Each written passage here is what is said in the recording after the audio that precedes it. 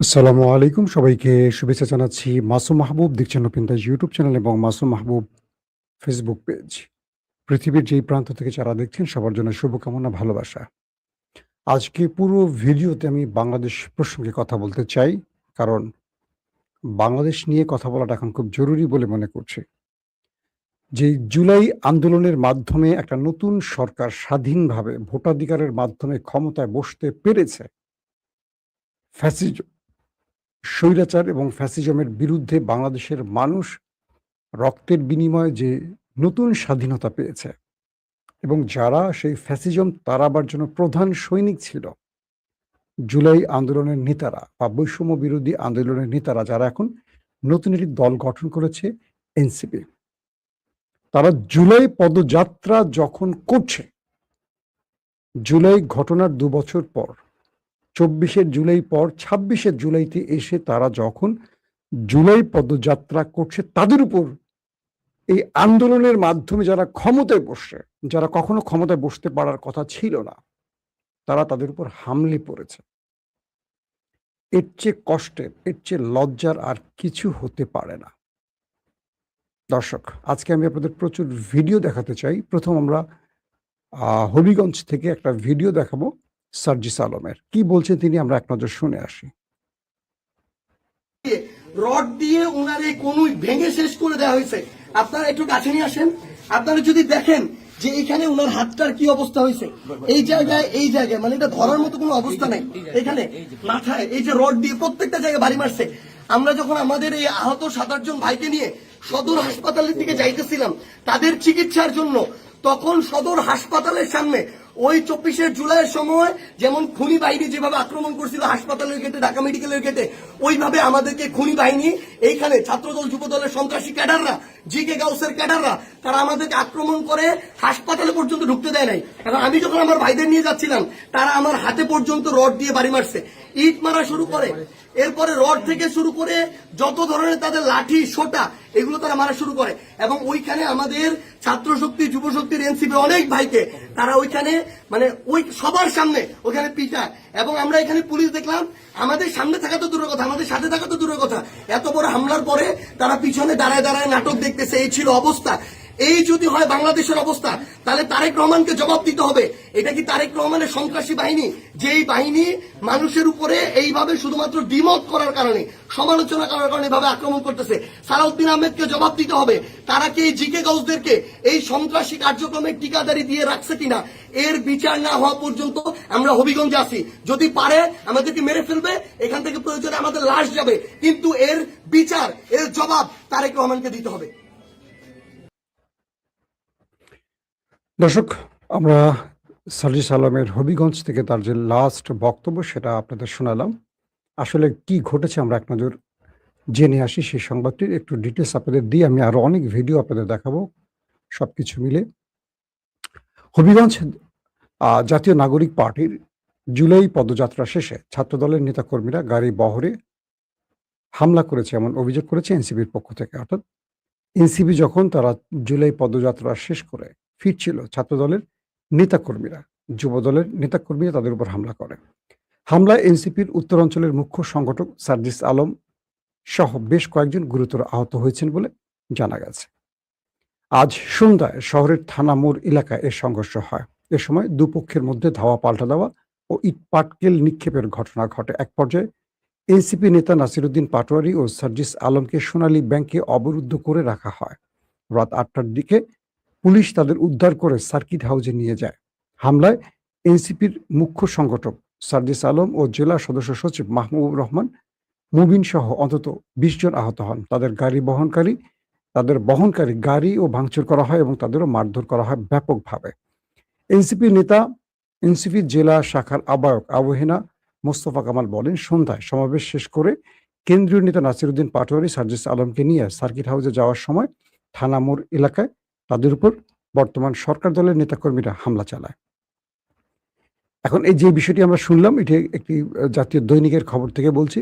জেলা ছাত্রদল সভাপতি শাহ রাজীব আহমেদ রিগান বলেন, শান্তিপূর্ণ হবিগঞ্জ শহরে কেউ যদি এসে অশালীন বক্তব্য দিয়ে শহরকে অস্থিতিশীল করতে চায়, তার দায়ভার তাদেরকে নিতে হবে, অন্য কেউ এর দায়ভার নেবে না। তবে আজকে অপ্রীতিকর একটি ঘটনার খবর আমি শুনেছি। এর সঙ্গে ছাত্রদল নেতাকর্মীদের কোনো সম্পর্ক নেই। শুনেছি কোনো অশালীন বক্তব্যকে ঘিরে বিক্ষুব্ধ মানুষজন তাদের ধাওয়া দিয়েছে। এই ঘটনার সঙ্গে ছাত্রদল বিএনপির কেউ জড়িত না।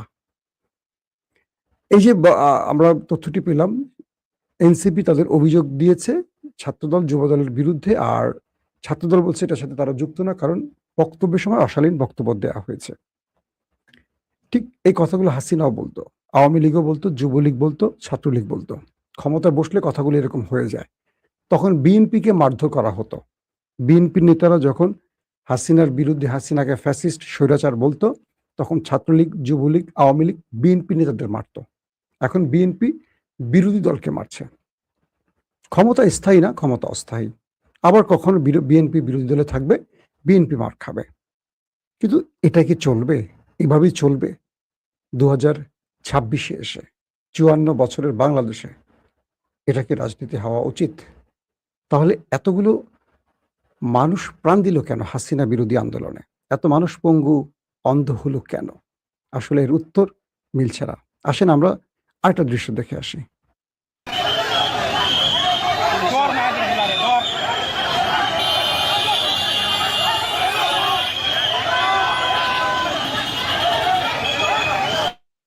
আমরা দেখছি যে সার্জিস আলম এবং নাসিরুদ্দিন পাটোয়ারের গাড়ি আটকে এভাবে হামলা করা হয়। পুলিশ সেখানে নীরবে দেখে। কিছু কিছু পুলিশ শারীরিক কিছুটা ভাবে চেষ্টা করে, কিন্তু অধিকাংশ পুলিশ নীরবে দাঁড়িয়ে থাকে, কারণ সরকার দলকে পুলিশ কিছু বলতে পারে না, পুলিশের বলা উচিত না।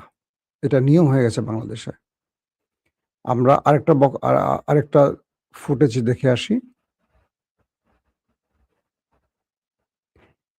এদিকে আমরা আরো কিছু দৃশ্যপটের কি বলবো,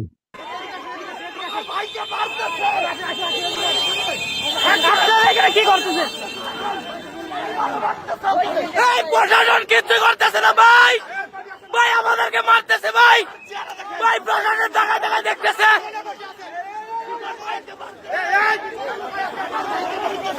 ভাই প্রশাসন দেখতেছে ভাই, আমাদেরকে মারতেছে ভাই।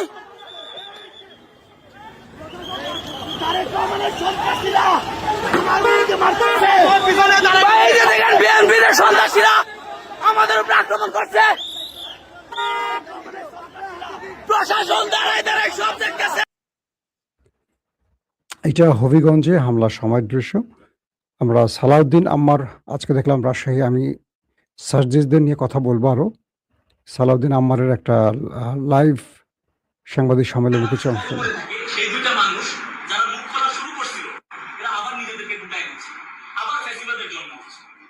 শুরুটা আপনাদের এখান থেকে আসছে। আমি বারবার আপনাদেরকে এটা বলছি, সে ছাত্রলীগ, প্রমাণিত ছাত্রলীগ। এখানে ছাত্রলীগ সন্দেহ করার কিছু নাই, মধ্যে হলে তারপরে তালা মারা হয়েছিল, তাকে লিস্টে তাকে সেখান থেকে বহিষ্কার করা হয়েছে।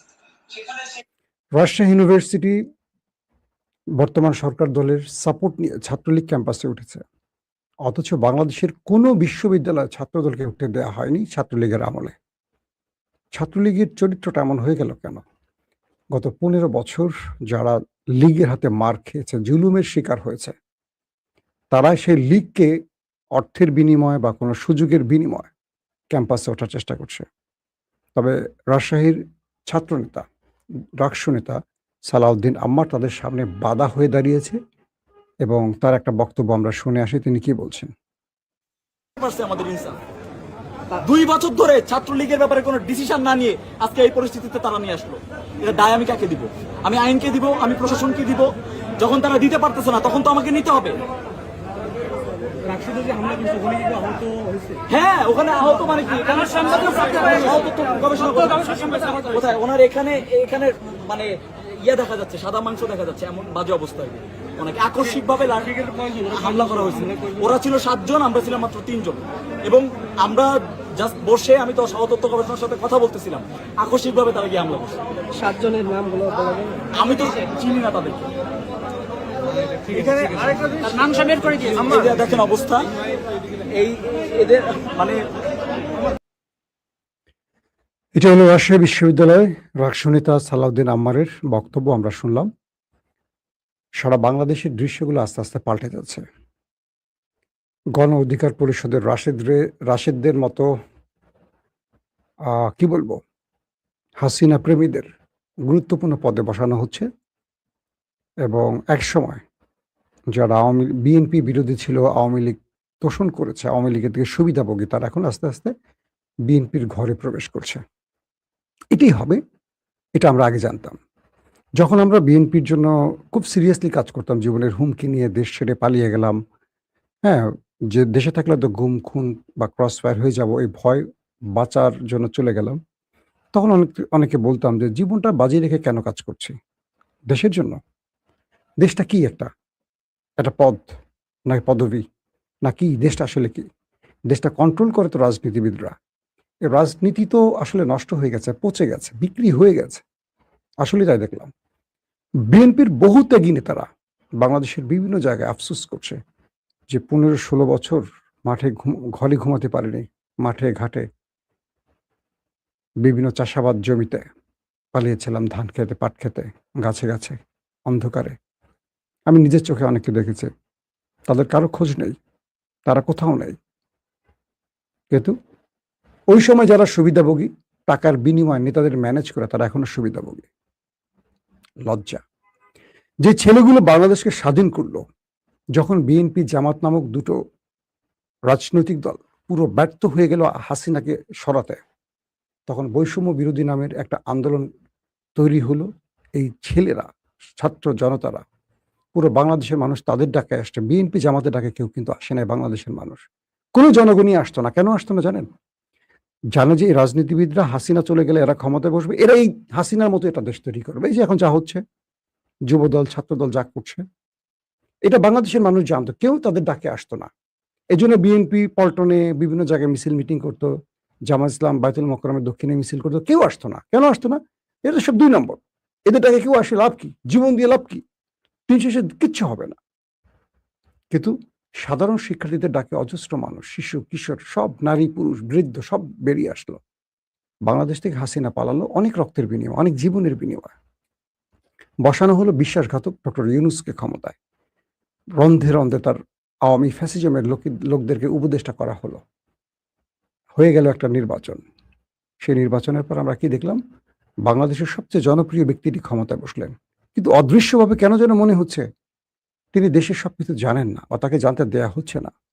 তিনি অনেক ভালো ভালো উদ্যোগ নিয়ে কাজ করছেন, কিন্তু পেছন থেকে বিএনপিটাকে ধ্বংস করতেছে এই ছাত্রদল, যুবদল, বিএনপির কিছু সুবিধাবাদীরা। সবাই না, যারা ত্যাগ স্বীকার করছে বিএনপির জন্য, তারা করছে না এটা। তারা এখনো বিএনপির এই কর্মকাণ্ডে কষ্ট পাচ্ছে, যে এটা কেন হচ্ছে, কেন বিএনপিকে আওয়ামী লীগ বানিয়ে ফেলছে, আওয়ামী লীগের পথে কেন হাঁটছে বিএনপি। কারণ এভাবে তো টিকে থাকা যায় না, এটা প্রমাণিত। আপনি সবাই জানে, জুলুম করে কেউ টিকে থাকতে পারে? সম্ভব? আর এই যুগে এসে, জেনজিদের যুগে এসে, যেখানে নরেন্দ্র মোদীর মসনদ কাঁপিয়ে দিয়েছে এই জেনজিরা, হাসিনার পতন হয়ে গেছে, স্বৈরাচার ফ্যাসিস্ট, সেখানে বিএনপিতে একেবারেই একটা কি বলবো দুধের বাচ্চা হাসিনার কাছে।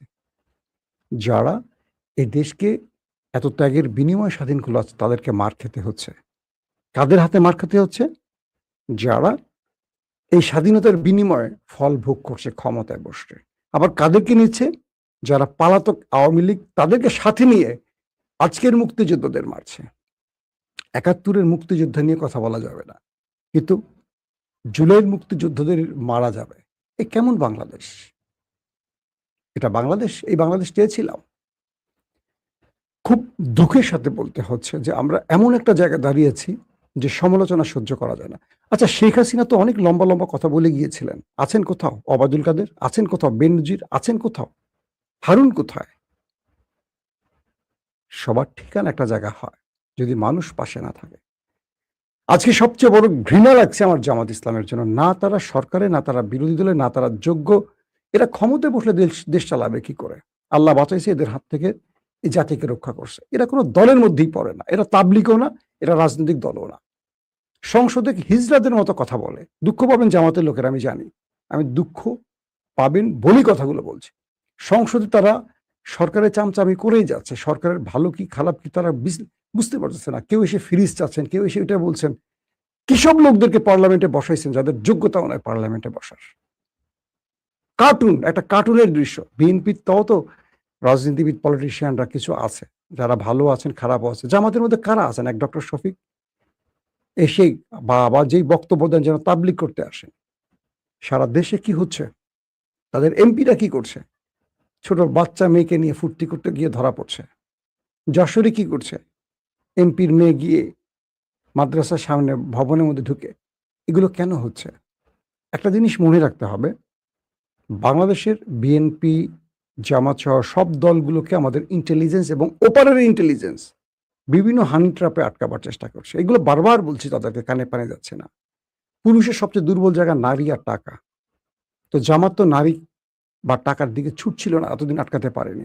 অবশেষে জামাতের কিছু বিক্ষিপ্তভাবে ঘটনা ঘটিয়ে বা কিছু লোককে ট্র্যাপে ফেলতে পারে। সব মানুষ তো আসলে বলবো কি একদম সাচ্চা ইমানদার মুসলিম হতে পারে না। কিছু মানুষের মধ্যে শয়তানের ওয়াসওয়াসা কাজ করে।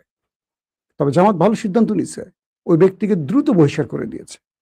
সোশ্যাল মিডিয়া এখন দেখছি হেফাজতের কি বলে চরমনের অনেক নেতার লিঙ্ক ভাইরাল হচ্ছে, বিএনপির কয়েকজনের লিঙ্ক ভাইরাল হয়েছে। আমি তখন বলছিলাম যে কারো ব্যক্তিগত চরিত্র নিয়ে টান দেবে না, তাহলে নিজের কাপড় খুলে নিয়ে যাবে। এখন সেটা শুরু হয়ে গেছে সোশ্যাল মিডিয়ায়। এখন দেখেন একজন আরেকজনের নেতাদের সোশ্যাল মিডিয়া লিঙ্ক ভাইরাল করা শুরু করছে। এক জামাতের একটা বিএনপির বেরোবে 200, এটা সবাই জানি আমরা। চরমনেরও বের হয়ে গেছে, আরো বের হবে। এরপরে আল্লাহ না জানে বলৎকার একটা বের হয় কিনা। একজন আরেকজনের কাপড় খুলে খুব ফায়দা হয়েছে। আমার ধারণা যে ফায়দায় পুরো বাংলাদেশকে এখন মানুষ ল্যাংটা করে ফেলতেছে। এটা কোনো সুন্দর রাজনীতির পথ হতে পারে না। যে সার্জিস নাসিরুদ্দিনরা রক্তের বিনিময়ে হাসিনাকে সরিয়েছে, তাদের আবার রক্ত ঝরাতে হবে, এর চেয়ে কষ্টের কি হতে পারে? তাদের সাথে আদর্শিকভাবে আমার দ্বন্দ্ব থাকতে পারে, মানসিকতার দ্বন্দ্ব থাকতে পারে, রাজনৈতিক পথের মতের আমার সাথে পার্থক্য থাকতে পারে, তাই বলে গায়ে হাত দেব? এখন যদি জনাব তারেক রহমান বা আমাদের স্বরাষ্ট্রমন্ত্রী সালাউদ্দিন ভাই দ্রুত অপরাধীদের বিরুদ্ধে ব্যবস্থা নেন, যদি মনে করা হয় যে এরা ছাত্র দলের লোক, তাহলে এদের কিছু বলা হবে না। সেম আওয়ামী লীগের মতো ঘটনা ঘটবে তাদের জীবনে। লিখে রাখেন। একবার মানুষ রাস্তায় নামলে ঘরে ফিরতে চায় না। জুলাই বাংলাদেশে খুব বেশি দিন আগের ঘটনা না। মনে রাখবেন, বিএনপি এর চেয়ে বড় ধাবরানি খাবে যদি দ্রুত অপরাধীদেরকে ব্যবস্থা না নেয়। তারেক রহমান নিজে তার বিরুদ্ধে হওয়া ঘটনার, তার সাথে যা হয়েছে তার শাস্তি করেন, বিচার চাচ্ছেন না, ক্ষমা করে দিতে চান।